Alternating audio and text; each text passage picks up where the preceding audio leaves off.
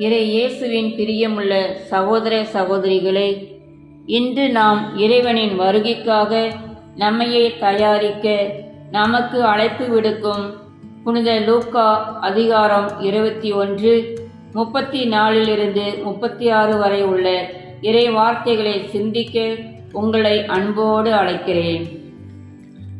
நம்மையே மனமுவந்து இறைவனுக்கு ஒப்புக்கொடுக்க முயற்சிப்போம். உலகத்தின் முடிவுகள் நெருங்கும்போது விழித்திருந்து ஜெபம் செய்யுங்கள். அதாவது உலகப் பொருட்கள், உணவு பானங்கள் போன்றவற்றிற்கு அடிமையாகாமல் இறைவனுடைய வருகைக்காக எப்போதும் தயாராக இருங்கள். நம் வாழ்வில் தேவையற்ற கவலைகளையும் உலக ஆசைகளையும் தவிர்த்து இறைவனுடைய சித்தம் நிறைவேற நிலையாக ஜெபம் செய்ய வேண்டும் என்பதே இதன் பொருள்.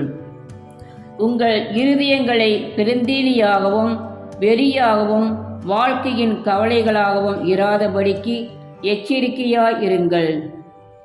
இது உலக இன்பங்களுக்கு அடிமையாவதன் ஆபத்தை சுட்டி காட்டுகிறது. தேவையற்ற கவலைகள் நம்முடைய ஆன்மீக வாழ்க்கைக்கு தடையாக இருக்கலாம். அப்பொழுது அந்த நாள் உங்களை எதிர்பாராமல் வளைபோல வரும். உலக இன்பங்களில் நம்மை அமிழ்ந்து போக செய்வதால் கடைசி நாள் வரும்போது நாம் அதை சந்திக்க தயாராக இருக்க மாட்டோம். எல்லா காலத்திலும் ஜெபம் செய்து நாம் வர இருக்கிற இறுதி தீர்ப்பில் இயேசு முன்பாக நிற்கவும் சக்தி பெறும்படி விழித்திருங்கள் என்றார். இறைவனுடைய வருகைக்காக நாம் எப்போதும் தயாராக இருக்க வேண்டும். அதற்காக விழித்திருந்து ஜெபம் செய்ய வேண்டும். தியானத்திற்கான முக்கிய அம்சங்கள்: 1.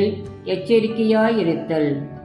உலகத்தின் கவலைகளும் உலக ஆசைகளும் நம்மை திசை திருப்புவதை தடுக்க வேண்டும். 2. ஜெபம். ஜெபம் நமக்கு இறைவனிடம் நெருக்கமாக இருக்கவும் உலக காரியங்களுக்கு அடிமையாகாமல் இருக்கவும் உதவுகிறது. 3. விழித்திருத்தல்.